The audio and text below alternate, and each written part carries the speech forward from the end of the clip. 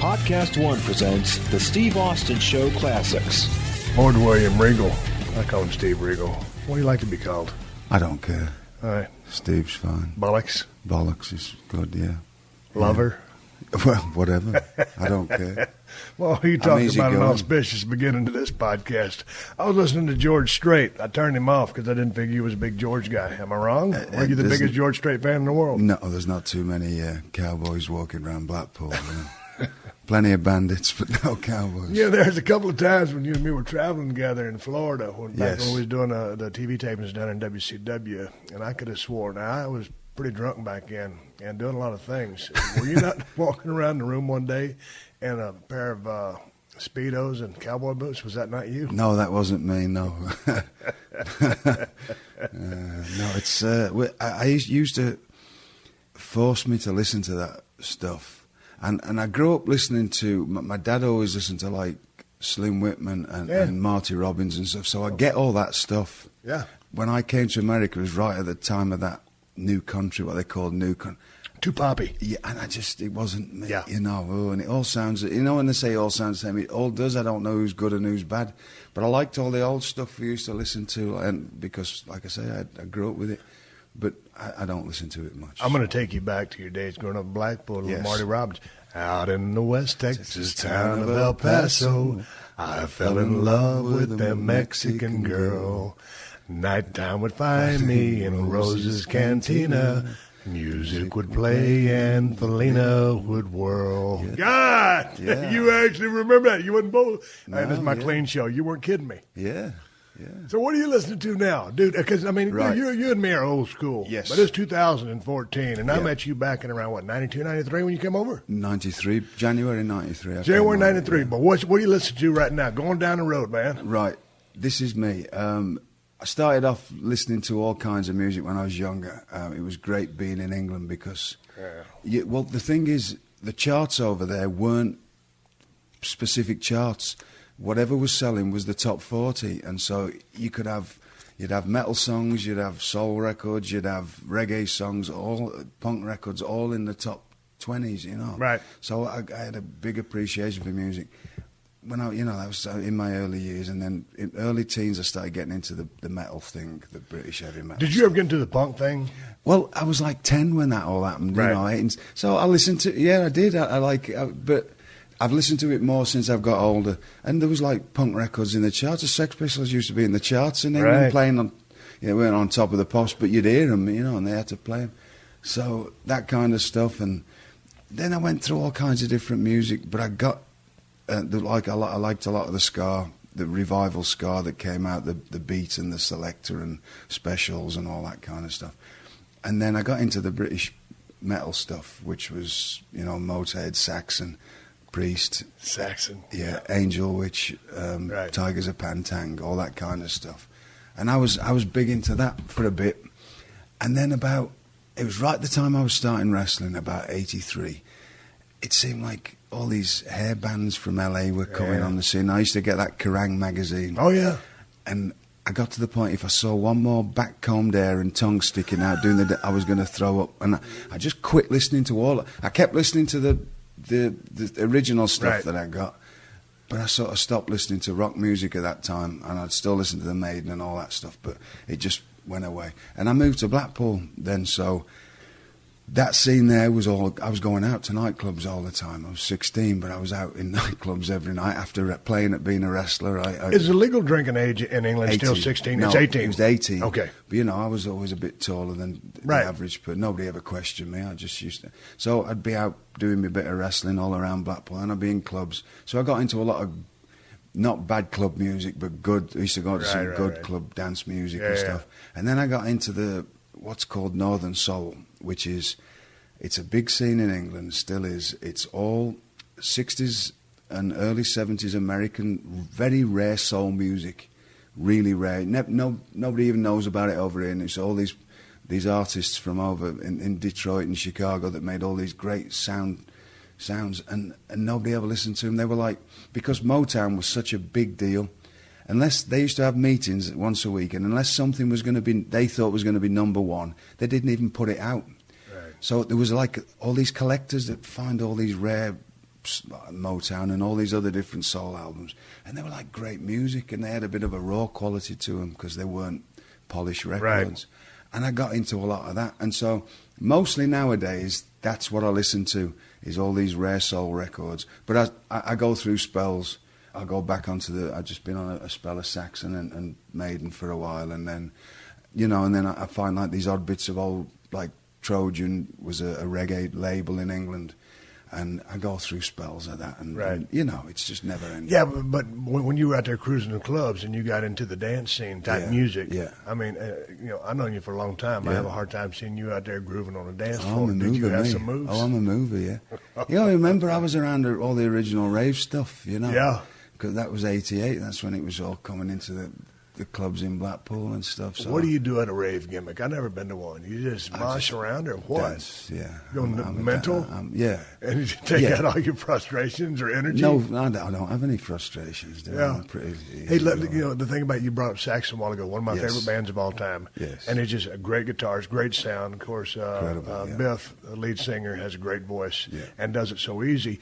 But for me, like Saxon, and like you can name almost any top band right now, and they'll say Saxon was a huge influence on them, and they look up to those guys. But they never really hit the big time. No. And so it's the same thing. So many times you can have a guy who's an impeccable technician in the ring, but can't quite get the big time. I tell people this all the time, right? In our business, people live in the wrestling bubble, and I've always tried to stay on the outside. And I'm the only carny fella around. I'm the only carny fella left in this business. I've never acted like one, if you know what I mean. Like, I've always tried to look at it from a different point of view, and that's silly. It's not about how, we talk about good workers and that. It's got nothing to do with it. It's making a connection with the audience. Right. That's what good working is, really. Yeah. So, like, you can have the best acts in the world, and that's all we are. As wrestlers, you get up your own backside about what we are. We're an act. Right. And you either make a connection with your audience. You don't. Some of the best acts in the world can't sell out. I mean, actual not act, but talent. They can't sell out a club, a singer, right? And yet you get some of the worst music you've ever heard will sell out every arena in the country. So it's making a connection. And Saxon, for whatever reason, just didn't really make that. And like I was talking to Chris Jericho, he was going to go on tour with him. He said, "They've offered me this tour now. You've got to take it." That was my first words. It's Saxon. And I was, don't worry about the money. Is it Saxon you've got to go on? And he said, "Yeah, you're right." That was our only conversation. He said, "Yeah, you're right. You've got to go on it. It's Saxon." So they did well on that last tour, right? I think. Where all did they go? I mean, because every time I talk to Chris, I mean, like he's going on tour, but it's always over in Europe. Did they ever tour in the States? Yeah, Saxon were on tour in the States, and he went on tour with them. So I got to see them. But before, I mean, they're not getting any younger, and I'm not either. But one of these days, I got to go see those cats. But I saw them a couple of times. I saw them at how were they live? Incredible. Yeah. I saw them at the 81. I think it was 81 Monsters of Rock at Donington, which was AC/DC, Saxon, Whitesnake, Slade, Crocus, I believe. Oh, Blackfoot, which I'd never heard of Blackfoot. Nor had anybody else. There's 80,000 people. Now, is this a Blackfoot with Train? Yes. Yeah. Well, nobody had ever heard of Blackfoot, right? So they're like the first band on. Everybody's like, who are these fellas? Within 10 minutes, they had the place sold on them. They were just, because you just never heard it. Nobody in England had heard that southern rock music. Right. And they were as good. They were laying it down pretty good. They were great. And I just remember I was 13 or 14. I'm just looking at this band with all the, looked exotic to me because they were in this, just jeans and cowboy hats and stuff that you didn't really see. I was used to the denim and leather, you know. And it was just a weird look, and they played good, you know. But you live in Atlanta now, or right outside of Atlanta, and there's a lot of musical acts that go through there. You a guy that seeks out concerts? I go to a few. I went to see Maiden last year. How was that? Incredible. Do you like to sit in a crowd, or I mean, can you get like a backstage deal, or like? I did get a backstage deal, but I don't. It's not. I'm not a crowd scene. So many people that I want to see. Zach Wilde is a good friend of mine. So a lot of times, back in the day when I go to Ozfest, I'd sit, stage left. Yeah. I don't want to be in a crowd just because I just don't like a lot of crowds. I go out in the crowd. Don't bother me. Yeah. I always did when I was a kid. I was real lucky when I was a kid because growing up where I grew up in Staffordshire in the middle part of England. Well, the closest arenas, buildings to me were Wolverhampton Civic Hall. That was my local wrestling hall as well. Right. Which I went to. How many did it seat? 2000. Okay. But every single band went through there. I saw everybody there from, Saxon, Rainbow, Michael Schenker Group. It was just non-stop bands when I was a kid there. Or you could go like 20 miles and go to Birmingham Odeon, which was a famous rock venue where I saw Ozzy and, Sammy Hagar when he was on the This Planet's on Fire tour, and all these kind of just non-stop bands for a while that I was going to that kind of stuff. And like now, I went to see the Pet Shop Boys in Atlanta the other week. Really? A few months ago. West End Girls? Unbelievable. Well, that's the band, right? Yeah, but I mean, like, because you're not... That's a great song. But in England, they're a big deal. Oh, yeah, like I get it. They've had 25 years of non-stop hits. Yeah. And they were a great show, and stuff. So I still go out and find the right bands and, whoever's coming through. But my son goes to a lot. My eldest son, he's like into the death metal and all that kind of stuff. So he's off all. And he's playing, right? He's playing guitar. He plays a bit of guitar. How's that come along? He goes on and off with it, You ever pick up a guitar and try to play? I can play a few chords and that when I was a kid, and I can still strum a few things, but I'm not. Don't do anything for you. I've got these dodgy little hands, they're like suspect little. I have. If I had hands like those are yours, guitar player hands. I mean, they're kind of nimble. You get on the strings and on the fret. I'd make a good cobbler or something, A cobbler. If I had hands like yours, I'd rule the world. These are hands of a strangler. Little knitting hands I've got. Yeah. Hey, I've been opening my laptop computer here to try to find an email. One of the fans sent in a bunch of old wrestling cards from England. I love looking at old wrestling cards. And, two of the guys, Haystacks and Big Daddy. Now, you got premier technicians over there, but these guys were big stars. What was it about Haystacks and Big Daddy? I mean, Big Daddy, come on, man. Right. Well, people loved him. You can't imagine what a superstar he was. And when I say a national treasure, I get it. Because to the working classes, this was somebody that could be their uncle or their dad or a fella sat in the pub that they could all associate with, and he had that John Bull kind of a character, which is that old English. Probably very charismatic. Very charismatic, and just had that something, and like we say, it's got nothing to do with. Right. It's a bonus if you're good in the ring. Yeah. It's having that connection. It's having that magic, or that something that some people just have. And his brother Max Crabtree was the promoter of Del Martin's. He was a brilliant promoter. Max Crabtree was You've talked about that. We talked the last time we talked. He knew how to promote wrestling, and he knew how to promote. And he had this idea: we're going to make you into this, and and. Shirley, like Big Daddy, his real name was Shirley, believe it or not. Really? Yeah, from the part of England that he was from, when he was a kid, it was one of those names like Leslie that was just it was just in that area, but he was called Shirley. Right?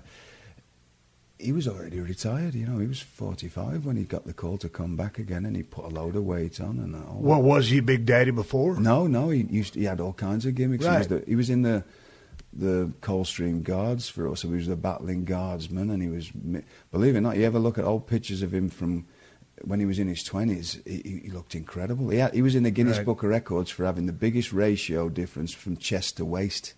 You see pictures of him, he used to be a lifeguard on Blackpool Beach. Right. Looked incredible, the blonde Adonis they used to bill him as. And he wasn't, I've got nothing bad to say about him. He wasn't a good wrestler in any shape. Well, Even when he was young and fit, he wasn't. But he was a big, strong, powerful fella. Yeah. Very fit. And even when he was big and heavy as Big Daddy, he used to go jogging every day, and he was always about talking about conditioning and stuff. It was weird. It's dead funny, but he was always, he ate loads of food to get heavy. And it was just one of those things that took off. It took off. And whose idea was it to just call this guy up, or Max to call his brother up and say, we're going to call you Big Daddy? It was from that play, is it Cat on a Hot Tin Roof? Is it? I don't know. Believe it's, is it? There's a play called Cat on a Hot Tin Roof. I believe there's a character in that's called Big Daddy. I could be, but there's something, a character out of a play that resembled a big heavy fella. It was like a Southern gentleman, I believe, that was. Right. I've never read it, but it something to do with that, and he had the concept in his mind of what he thought that was, and call him Big Daddy. And you never saw a picture of Daddy without used to wear the Union Jack stuff on and the top hats, and he'd always have like a newborn baby holding and stuff. And they used to put it on the posters, Mums and Dad's, Big Daddy, Mums and Dad's favourites, kids, send him round all the kids' school, the hospitals and all that. And it was just very smart, right? Yeah. And people took to him because it was an attraction. You didn't see, and like, I'm a big fella in England. I was. I'm not anymore. Like, there seems to be a generation of these big fellas growing up. But like, me and Dave Taylor were the two giant people in England. I was 6'3" and 18 stone or something. That was a big man. Well, he's a super heavyweight. It's a huge man, and it's like over here in the days, it wasn't a body thing. It was like these big, heavy fellas are big, powerful fellas. That was. But how does that translate in the ring? Well, once those guys got in the ring, I mean, you get the premier technicians doing all this great stuff, and all of a sudden, the heavyweight guys go. And maybe, I'm going back to the Japan days when I used to go to Japan, and all of a sudden, you get Justin Liger in there with somebody that are doing all their stuff. You think, man, how do I follow that? Well, you just go do your stuff because you can't do that. But I mean, did the crowd? Obviously, they're very educated because they know great wrestling. Yes. Well, it was the spectacle to start with. It was it was an attraction. It was something you wouldn't see, and it was crash bang wallop. Right. It wasn't anything in rounds. It was 2 and 3 minutes of belly butts and a splash, and we're not used to seeing this. And you get all hyped up with it, and the music. He's one of the few wrestlers that had music and coming out, and then having every place you went to, you'd have the local kids band playing him into the ring, or marching band and everything. Yeah. It was big production. It was a big production and a spectacle, and you got carried away with it. It was just, and he'd get in and two belly. And it was always his opponents were monsters.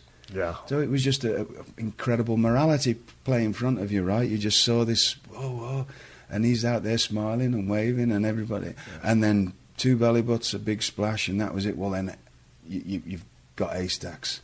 Well, A-Stacks in his day was an absolute monster. 6'11", 600 pounds. Right.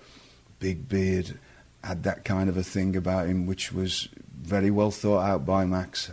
He got the stereotypical John Bull Englishman, and you've got this wild, basically an Irishman, this Celtic thing, which was where Haystacks people sort of, they didn't say he was Irish, but there's all that. That racism brought into it, right? I mean, it's a smart thing of doing. Like, you've got the Irish and the English don't get on and all that, and it's just this, and he's got to beat this big monster, right? It was magic stuff. So there was a lot of that went on. It got to a point, and they sold out Wembley, and it was, and it had its run, and then it died off. Unfortunately, that's when nobody realised, the people running it didn't realise and kept it going too long. It was magic for a while. Yeah. And it just didn't work after that. But it was, I mean, you couldn't turn on the TV without seeing Daddy on some mainstream TV show when there was only 3 channels. Right. He was always on, there's a Saturday morning kids show, very famous when I was a kid, called Tiz Was, which was, I think it was 9 till 12 every Saturday morning. He was never off it, and he was like the most watched kids show, and he was always on it. And it was just there. He had his own comic book. He was a comic strip in one of the famous comics. It was Big Daddy, and it was just. How long did his run last? The big run was probably about 4 or 5 years, and then it kept going, and it got to the point at the end. I mean, I started. See, like, I got my break on TV when I was 18 in 1986, and I'd worked, all these different things happened to me, and I'd finally got to work for Dale Martins, for the TV company, but I wasn't ready for it, and I decided by then I wanted to be this other style of wrestler, this heavyweight kind of. I wasn't ready for that because I still was skinny and tall, and right. But that's where I wanted my career to go. I'd set a career path for myself. I got put straight away, basically, as Big Daddy's tag partner, because that's what it was, always tags most of the time. Right. As he got older, you would go in and you have... So you were tagging with him? Yeah, I was tagging with him on TV. You can watch some of So you'd probably done all the work, and then you do the selling, and he comes in, makes the comeback. But I was only there for a few months. Right. And I just thought, I'm not going to get anywhere. This is me stuck in this now. Yeah. And if this was a weird thing at the time, but I happened to be at Blackpool Tower, a circus, which was I lived in Blackpool. I wrestled on a fairground. I wrestled at every little building in Blackpool. But the premier place to wrestle was underneath Blackpool Tower. There's a circus, 100-year-old circus, and Dale Martins used to run on a Sunday night through the summer there. And that was like the place for me, incredible to go. Well, I was in there one night, and it's like the October of '86, and there's a Scottish wrestler called Frank Cullen was there, and I was talking to him. He said, "Are you doing well?" I said, "Well, not really." I said, I want to be one of them fellas like Dave Taylor and Pete Robertson that travel the world. I said, and I'm stuck in this tag. I've only been in it a couple of months, but this is my role now. And, you know, I was like main event stuff, but I'm not going to get any better. All I'm ever going to do now is sell. Right. I'm not going to learn. And you can only get, all these people were teaching me. Marty Jones had took me under his wing, was teaching me all this wrestling stuff. You can only get good at it by doing it in the ring in matches, right, and learning how to do it, and whether it works or not in front of an audience, and whether it fails or not. You can't do any of that when all you're doing is selling. I'm not getting any reps in of right. That's it. I'm in the wrong role here. Yeah, it's a great spot for a little bit, but yeah, you can't grow. Right, you can't grow. Now people would think that it wasn't about ego for me. It's never has been. It's always just about being a pro, right? Because like I say, I come into this with no delusions. I wasn't, so it's always been about having a career, and you know, whether that's right or wrong. Well, I mean, you know, you got to see the writing on the wall. You just can't sell, during Big Daddy's tag match every single night. And so I get there, and Frank said, "Well, why don't you call Brian Dixon up? Because he's got loads of good people, and he'll put you on with good people, you know, like, and then you can." The stuff that you're working on in the gym and the stuff that you've been learning the last few years, you can actually start learning in front of an audience and wrestle and put you in wrestling matches and that. Because you used to have a lot of just straight-up wrestling matches in England. You'd have, everything had its place on the card. And you'd have like 6 5-minute round wrestling matches, which were there to keep people sat there watching. You'd have to watch, but not going anywhere. And usually to put something spectacular after it, bring them down a bit, but they had to be sat focused in on it and that kind of stuff. You say you do a lot of them, or you'll work with all the best villains that he's got, you know. And so I called Brian Dixon up and I went, "I'd like to come and work for you." He said, are you mental?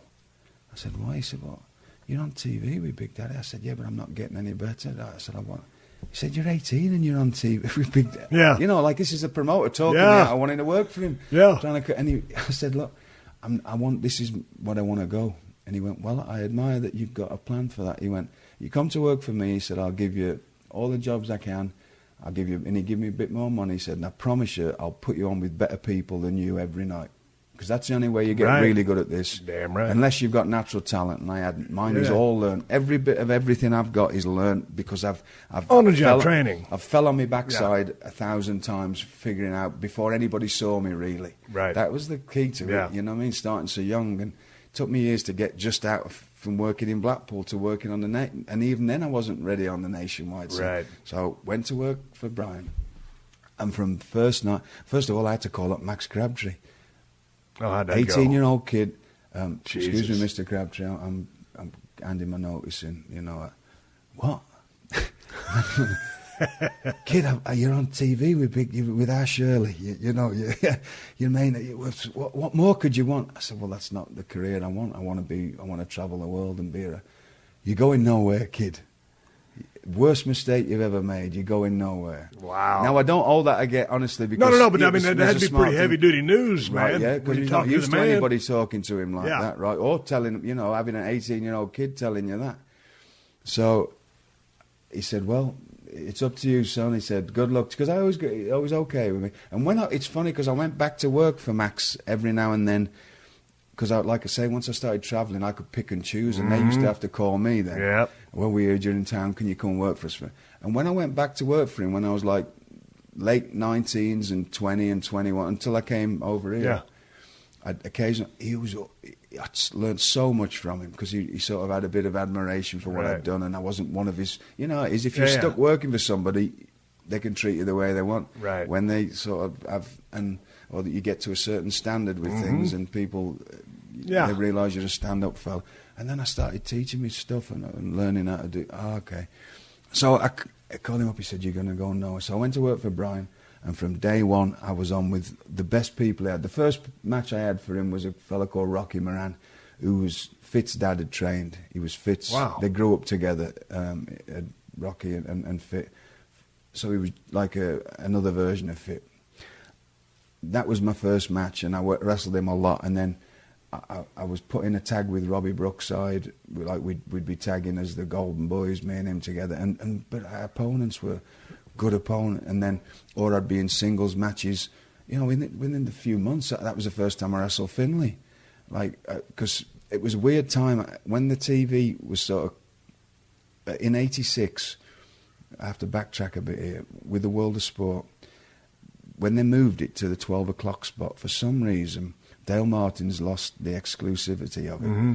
1 week it would be Dale Martin's, 1 week it would be Brian Dixon. Ah. So when I went to work for Dixon, he still had TV. It was weird. There was never any angles run on TV and everything. It was just pure wrestling, just show. Just matches. Yeah, there was no. He never did any promos or anything. Yeah. It was so 1 week it'd be his show, but I was quitting that part of it to go to work, start from scratch in another company. But he still had TV. Right. I wasn't on it much. I did a few, but not Right. much. But that was my learning spell from 18 to 20.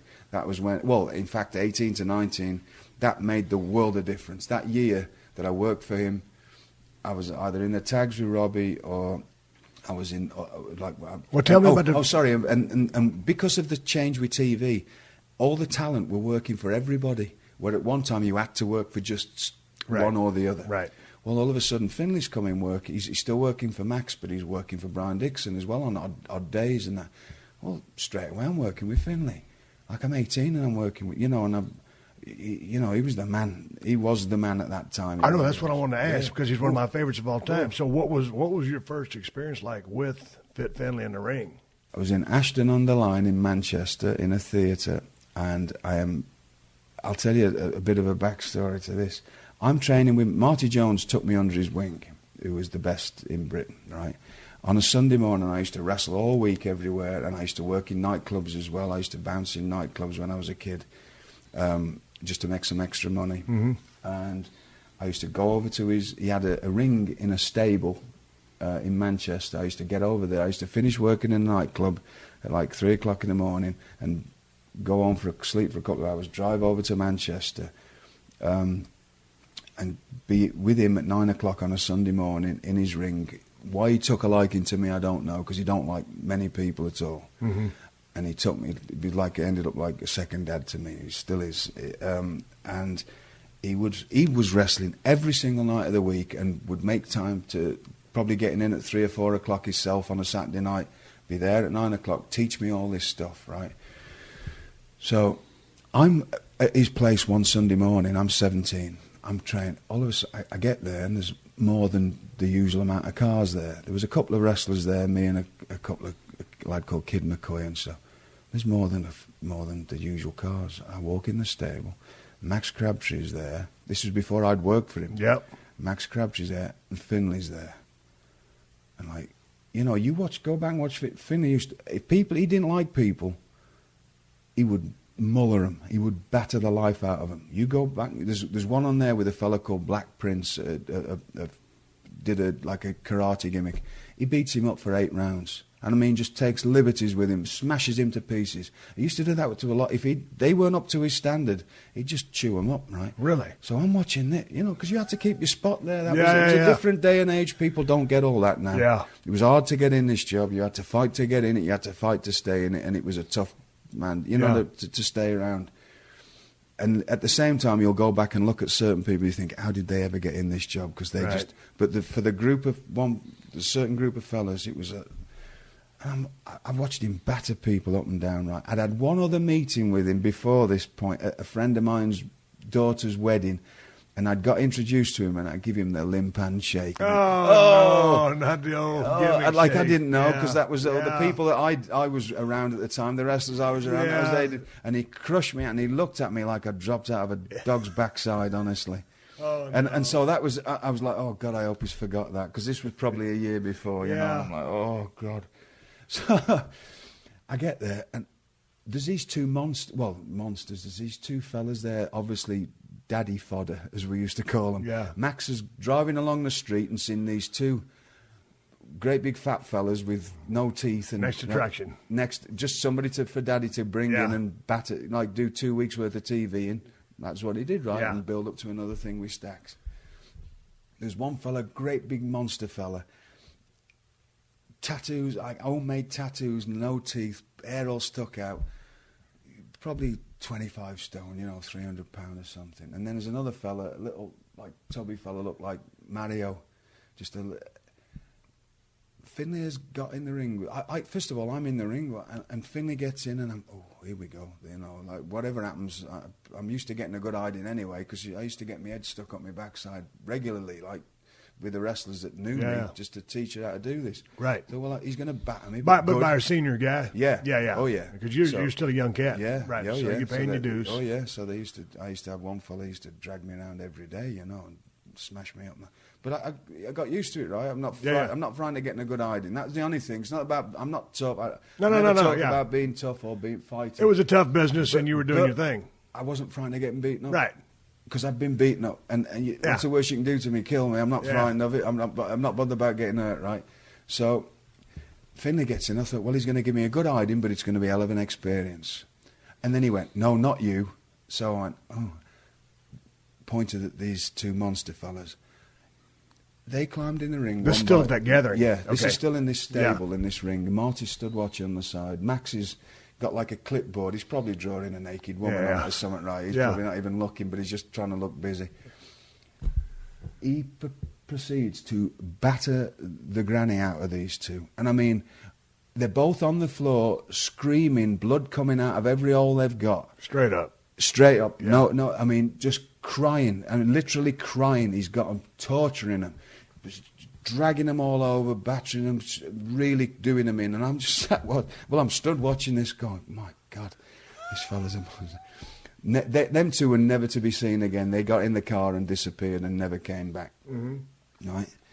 So that was the last time I'd seen him. Back in the day. So now you're going to face him in the ring. Yeah. Ashton on the line. I get in there and I'm like, oh, this is good. And I'm going away, and all of a sudden, he probably won't. And I'm one of them fellas. I'm still a bit. I don't like talking about the inside working of this job. Right. I just come from a different time when it was just the way it was, and I think with us talking like that a lot of the times, we make people think it's easy. No, it's never easy. No, but you know what I mean. Like people just assume they can talk to you in that kind of language. To me, you have to earn that point. Anyway, but I get in there and I'm just. And about halfway through round one, he just went to me, do you not make comebacks, you? And I went, oh, yeah. And I just started doing it, and he's flying all over the place. Yeah. And I mean, you used to work, believe me, come out like you'd run a marathon, you're dragging, and everything it was hard. Right. But that's the way I wrestle anyway. I mean, I like, I'm physical anyway. Right. So I loved it, and so that was my first thing with him. And then all of a sudden, I'm 18, and I'm wrestling him. I'm wrestling Rocco, and I'm wrestling all the best. How was Rocco?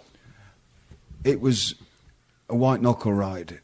When I say that you earned your money, it was incredible. But what a machine! I mean, just here's a good story about him. I'm wrestling him somewhere. I'm probably 19. In fact, I know where it was. Oldham in Manchester, and the dressing rooms were on the second floor. You had to come down in an elevator to get to the entrance to go into where the building was, where the ring was. Otherwise, you had to go all the other side of the building and walk through the fans. It wasn't they wanted you coming out this certain way. Right. So I go down, I'm in the ring, and I hear his music, TNT. Right, that he had AC. I still hear it now, and I get goosebumps, honestly, because I know what's coming. Right, this is in my mind. Honestly, I get chills in my stomach because it was like a ride of your life wrestling him. So I'm in the ring waiting for him. Just you're on edge because you know you're going to be fighting in a minute. Right. And I mean, literally, you are fighting. You watch him wrestle, right? It's just non-stop, bang, bang, bang, and he's like erratic and jumping all over you, 100 mile an hour, right? So I get in the ring, his music's playing, no mark. Music plays again, no mark. Then you can hear, He's stuck in the elevator, stuck in the lift. So they've got to trying to get people to open this. 20 minutes later, the lift opens, out comes Rollerball. Mad as a hornet? Mad as like you've come into his house on Christmas Day and pissed on his kids, you know what I mean? Like just going, just comes roaring out of the thing, jumps on me, starts like, and all these people, my God, what's happening? You're just fighting him off. But that was what it was like. But you always had an incredible match. He always had an incredible match. But it was, and it was, every other thing was, one in the eye, one in the ear, one in the... Whereas Finlay wasn't. Finlay was... It hit you hard, but it was always the right way. And it was very erratic, but brilliant. And Rocco was so groundbreaking, you know. Yeah. I mean, I was with him his last ever night. I mean, we were sharing a room together. We very rarely ever stayed over anywhere in England, because you just drive home every night. But if you were on the very south coast... It was just it's impossible to get home, right? Especially if you had somewhere near there the next day. You're listening to another classic episode of The Steve Austin Show, only on Podcast One. Do you own a home or condo? Or perhaps you rent a house or apartment? Sure you do. And Geico knows it can be hard work. Because whether you own or rent, you still have to fill it full of your stuff. Your furniture, the flat screen, and all the boxes of stuff that have been sitting there ever since you moved in, but haven't unpacked. It's hard to find the time, right? But you know what's easy? Bundling policies with Geico. Geico makes it easy to bundle your homeowner's or renter's insurance along with your auto policy. That way, you'll rest easy knowing that your home and all your stuff is protected, like the furniture and that flat screen. Plus, getting a quote on homeowners and renters insurance is super easy through Geico. It's a good thing, too, because you already have so much to do around your home. You know, like going through all those boxes of stuff. Visit geico.com, get a quote, and see how much you could save. It's Geico easy. Visit geico.com today. That's geico.com. The Steve Austin Show. The Steve Austin Show. Lord William Regal. What was your favorite match, or just a list of a couple of matches that are your favorite of all time? He was doing a double. Him and Finlay were doing a double one night. They were on somewhere first, and then I was just on the one show, the second show. And he came and he was bent over double. This was 91, Rocco? I think. Rocco, yeah. Bent over double, like with stomach pains. And then he went in again and did a second match with Finlay, come out, and he was in terrible pain. And they took him to the hospital. And he came back to the room about 3 o'clock in the morning. They said he had some kind of infection. Took him home. He went back to Manchester, went to his hospital. They put him on an heart machine, realised his heart was only working at 30% efficiency. And he said he'd been feeling really bad for a long time. Yeah. So I had the same thing, that congestive heart thing I had when I came back from India. But like, you know, you see him now and he looks fine. But that was the end of that was his very last day of wrestling. Oh, really? Because in them days they didn't have the kind of things that they do now, you know. How old was he? He was about 41 or 42. Oh, maybe. Yeah. But like, you know, I mean, he was just groundbreaking. The thing I liked about Finlay, you know, comparing to, was Finlay just... And Rocco was incredible, but Finlay has such a mean streak. Oh, yeah. A ring general, the way he does things, his execution, it's all designed with a purpose. He's very efficient, and there's no wasted movement. No wasted motion. And it's just like, I mean, and straight up, great psychology. Yeah. And, I mean, and just the subtleties. I mean, you know, sometimes you see a guy and they'll go to cover someone and they'll do the, you know, kind of the cross face, you know, form across the face, and it's just because they saw somebody do it. When Fit did it, he's doing it to punish you, just to maul you a little bit and insult you, rub salt in the wound, and it just looked mean and nasty. Yes. The way he did it, and it's the way he did it that separated him from anybody else. From anybody else. You can go through the motions, you can copy a guy, you can see what they're doing, but it just doesn't transfer. So you show up. Bill Watts is the boss. WCW. You and I meet. What was all that about with me and you when we used to just stand screaming obscenities at each other? When did that start? Yeah, and I don't know. I think we both have a very. I love the Monty Python stuff, the Benny Hill stuff. I mean, God dang, who was that guy? The guy that died on stage. in England. Oh, Tommy Cooper. Tommy Cooper. Yeah. I mean, so I love a lot of the British comedy. my For big some hero, reason, you and I always hit it off on Yeah, some we level. did. Yeah, we did. And we traveled together for a couple of years. And Jesus Christ, how we both came out of that alive is a whole different story for a whole different day.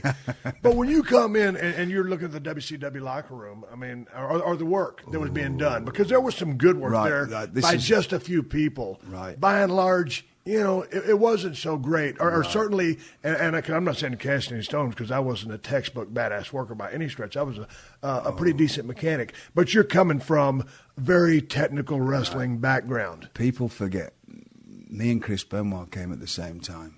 Really? Yes, we came together, same month. Right. We get there, Bill Watts has sent all, with the exception of you, Ricky Steamboat and Brian, he sent everybody else that was good home. I don't know if you remember that. There was no Arn, there was no Bobby, they'd all gone home he'd sent them home, he wasn't using them, right? Before I got there was when he'd put Arn out with Eric, had put the SDF on him in a gas station, remember that? Yeah. There's all those things. And the SDF. So I get there, obviously gravitate towards you and Brian and Ricky, right? Because, these are our kind of people. Yeah. But Chris and me were incredibly miffed when we saw the talent. Right, let down. Kind of surprised that it was that low. But obviously there was incredible quality. I mean, we were, blown away with you and Brian. And I'd been watching you and Brian on on ITV, on the WCW before I came. I remember watching.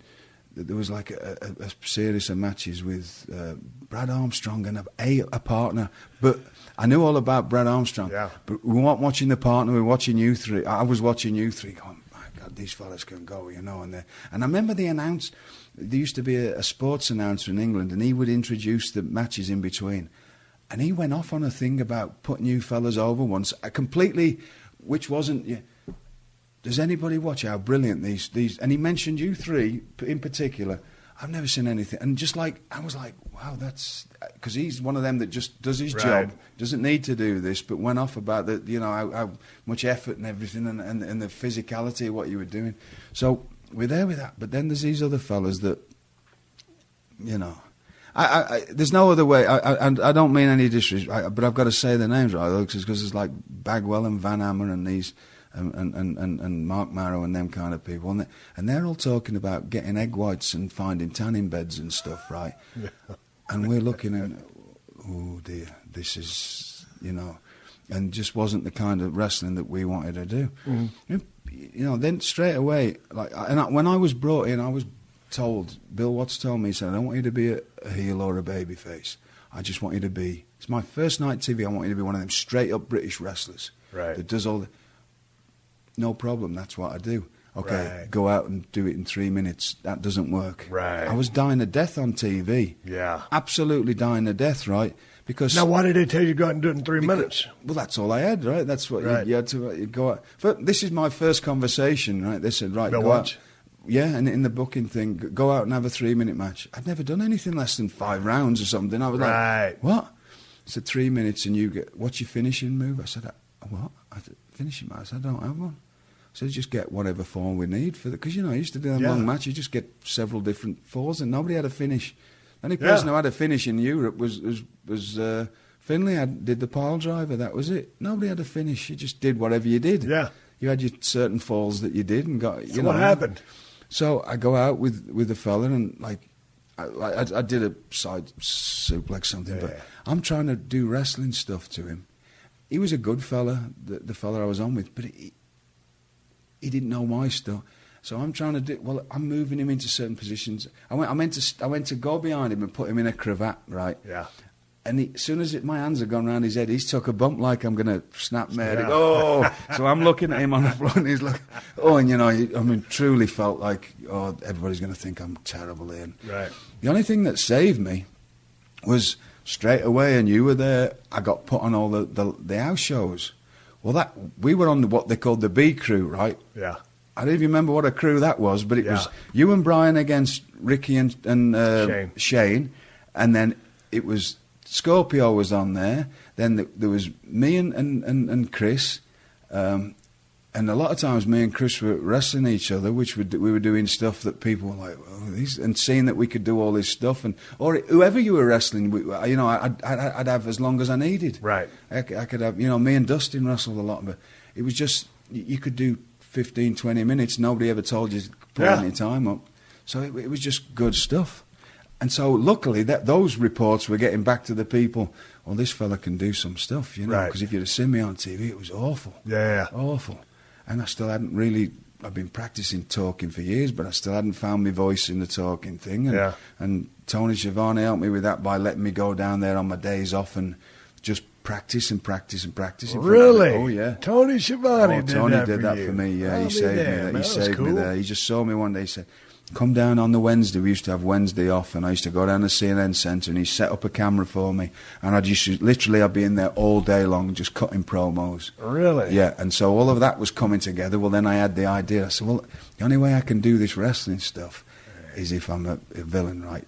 And I'd never really been that much of a villain. Right. I'd been a wrestling villain in certain places, but I'd never been a character villain. Right. So, well, if I do that, I can put people in and out of things and make them look good, and then I can and something like my big hero, two big heroes were Pete Roberts and Cyanide Sid Cooper. Right. Cyanide Sid was the best comedic character villain, and at the same time would have you laughing at him and then just wanting to kill him, and just a heat getting incredibly. There's a match you should watch it. Cyanide Sid against Kung Fu, who was another from an Irish guy that trained with Finley's dad. Just one of them kinds that have you laughing and screaming, and so I thought, well, I could do some of his stuff and do the wrestling stuff and mix it all together. And so I got the idea out to Bill Dundee. I said, look, I'd be better off doing this, because this wrestling, I can't wrestle as not being a baby. You know what I mean? Yeah. You can only do it when you're leading somebody. Right. So, and in this country at the time, villains led the match. That was the way it was, right? Which should have been. Right. Should have been. And so it was, Dundee did that. Eventually, about 2 months later, Dusty came up to me and said, I've got a great idea for you. We're going to make you Lord Stephen Regal. And I said, thank you very much. And originally it should have been Larry Zbyszko with me. That was Dusty's original idea. So I'm going to because Larry Zbyszko's real name is Whistler. Right. And for some reason, Dusty thought that would have Lawrence Whistler and Lord Stephen. And then I think Bill was in the office, and he thought, well, this will be a good gig for me. So that's how we started together. Right. And so you guys were great together. It was a magic thing. Yeah, it was brilliant. I mean, I turned 25 in the May of that year, and it was just incredible to get started. And straight away, I'm like wrestling, and you'd just gone through it all, but I'm wrestling Steamboat and Arn and Terry Taylor, because all them fellas came back then. So I had all the best of the best to wrestle all the time. How did you like working with Ricky Steamboat? Because, Steamboat can work with anybody, anywhere, anytime. But, the European style it's different. I mean, you know what I'm saying? It's the same, but it's different. It wasn't with them. It wasn't with any of them fellas because they can work their ass off. They just understand the mechanics of. They understand this is all the same. It doesn't matter where you go in the world. If people understand the way the body moves, then you can do anything with anybody. It's just people who don't. Agreed. But, like you brought up Brad Armstrong a while ago, and everybody knows, and Brad Armstrong passed away about a year or so ago, God rest his soul, one of the baddest workers that there ever was. Yes. He was a guy, I don't care if you was in Europe, you was in Mexico, you was in Japan, United States. Well, he did. He came to Germany, and he came to yeah, exactly. He was one of those guys. I mean, I don't care what you're doing. He could work his ass off at any style, but not everybody can just get in there with a cat like you and be, as long as as long as your body just moves around, you can do it. And that's what it was. That was the key to it. Anybody that wasn't just taught in one way and just if you just understood the mechanics of a body, you can do it. If I turn your arm that way, you go that way. If I move your head that way, you go that way. That's what it is. Yeah. And it's easily done, right? How did you like working with Steamboat? Just brilliant. Just the best. It was such and because you would certainly put your time in, right? You would go out there, and it was just as long as you wanted to go, and non-stop. The thing I liked, one of the biggest things I liked about Steamboat was, I mean, if you just did something, I mean, he had a response for it. I mean, you grab a headlock, he's going to try to top wrist. I mean, or whatever. He's going to do something to counter. Yeah. And you're not talking. You're just working. And that's the way I always did everything. Yeah. So that was it. Yeah. Yeah. But some people, you got to paint by numbers. No, not with those guys. Well, I still, that's not me, and I was never taught that way. Nor were any of them fellas. That was the key to it. None of them people were taught by numbers. None of them. Yeah.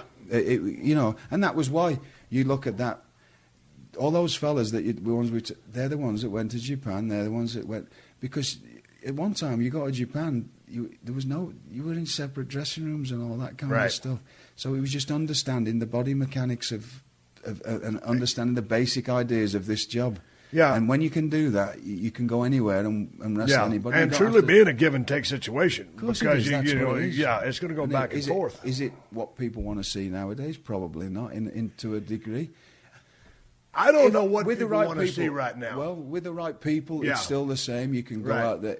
It's just it's whatever it is. I got to ask you this. Yeah.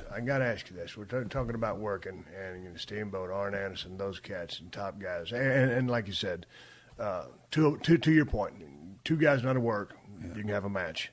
You and me went out there, European style. Me, I'm not a classic worker. I'm more of a brawler. Now, we could brawl like a sunbuck, though. Yeah, we used to brawl, yeah. We had fun. Great chemistry as a tag team. Yeah, we always had fun. No, but as a tag team, when Brian got hurt, I filled in for Brian. Yeah, we had a great time. Yeah, me and you, it seemed to work really well because it was so...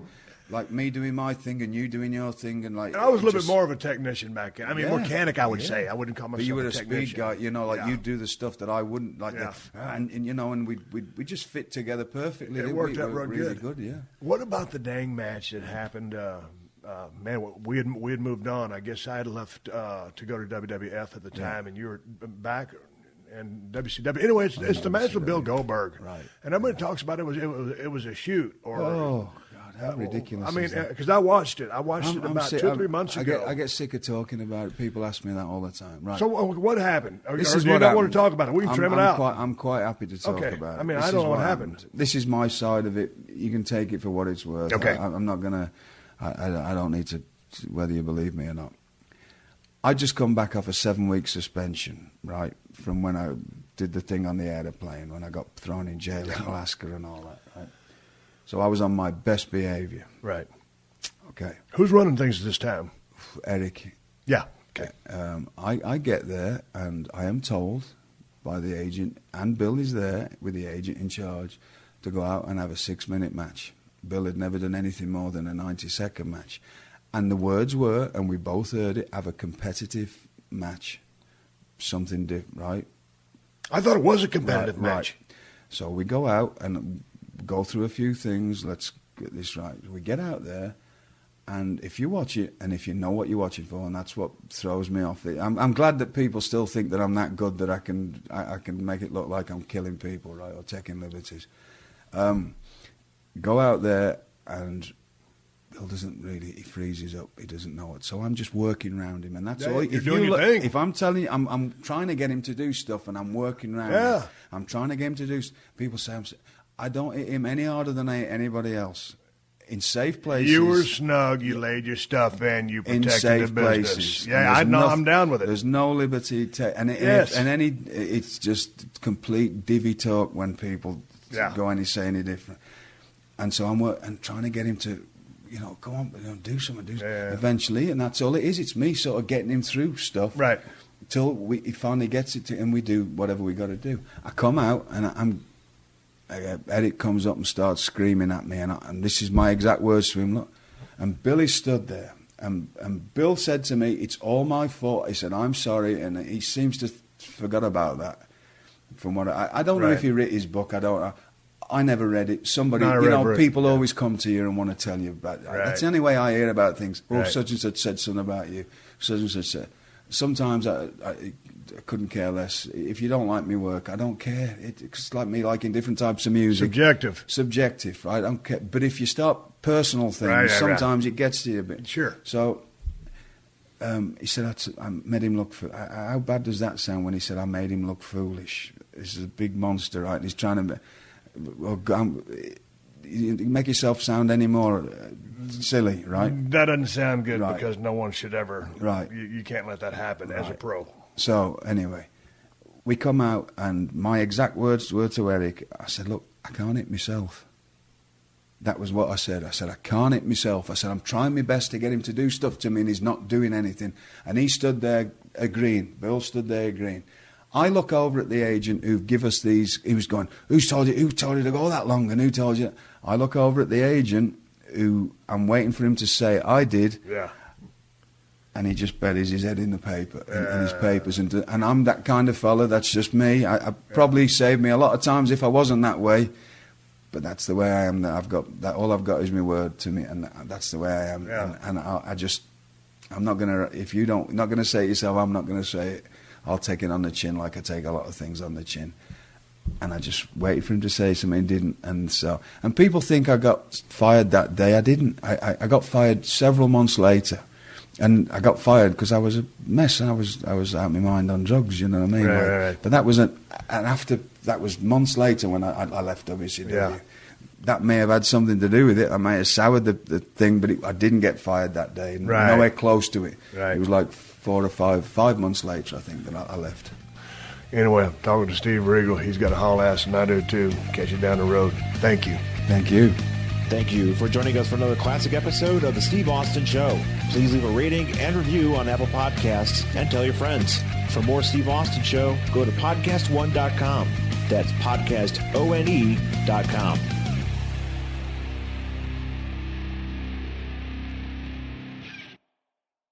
Get around for Halloween with Pluto TV's 31 Nights of Horror. All month long, Pluto TV is bringing you the best Halloween movies, shows, and more. Watch classic horror movies like The Grudge or The Blair Witch Project, or scream along with your favorite stars like Ryan Reynolds in Life. Pluto TV has hundreds of channels with thousands more movies and TV shows. The best part, it's so free it's chilling. No credit card, no sign up, no fees.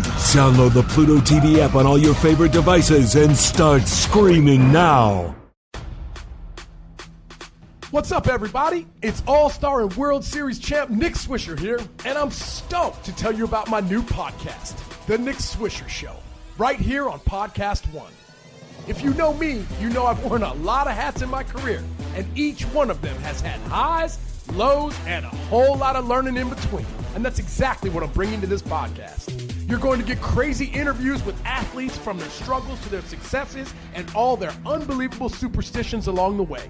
You're going to hear from hometown heroes that are stepping up to the plate and making positive change and influences in their communities.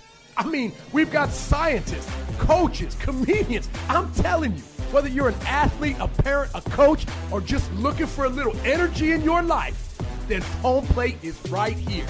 It's old school soul with new school vibes. It's the Nick Swisher Show, coming soon wherever you get your podcasts.